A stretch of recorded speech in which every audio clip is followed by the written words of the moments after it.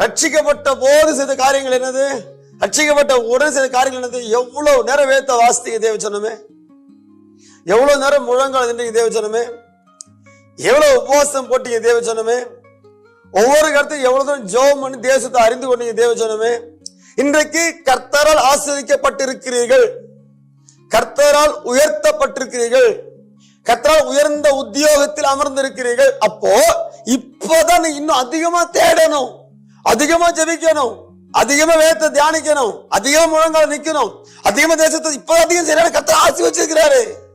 நீங்க அன்றைக்கு ஒன்றும் இல்லாத போது, வறுமையில் இருந்த போது, பிளஸ்டா இல்லாத போது, வேலை தேடிக்கொண்டிருந்த போது, வாழ்க்கையை கட்டமைத்துக் கொள்ள முடியாம இருந்த போது, அன்றைக்கு எவ்வளவுதான் ஜெபம் பண்ணோம், எவ்வளவு தேசத்தை செஞ்சோம், எவ்வளவு வேதத்தை வாசித்தோம். நீ அதெல்லாம் கோட்டை விட்டுட்டு அன்பு கர்த்தர் பேச தேவச்சனமே ஏன் என்ன முடிக்கிற பாருல, ஆதியில செய்த கிரியைகளை செய்வாயாக, செய்த கிரியை நீ இல்ல.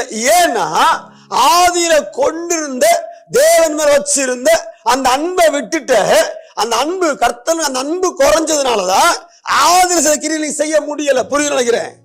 ஆதியில செய்த கிரியை என்ன? நல்லா ஜெபம் பண்ண வேத வாசிங்க, சிம்பிளா. இன்னைக்கு நல்லா ஜெபம் பண்ண முடியல, நல்லா வேத வாசிக்க முடியல, வண்டி ஓடுது, பிளஸ்டா இருக்கிறீங்க. அப்போ கர்த்தர் மேல இருக்கிற அன்பு குறைஞ்சதுனாலதான் ஆதியில செஞ்ச அளவுக்கு ஜெபம் வேலை செய்ய முடியல. சோ கர்த்தர் அன்பு வைங்க, இதெல்லாம் எளிமையா மாறிடும்.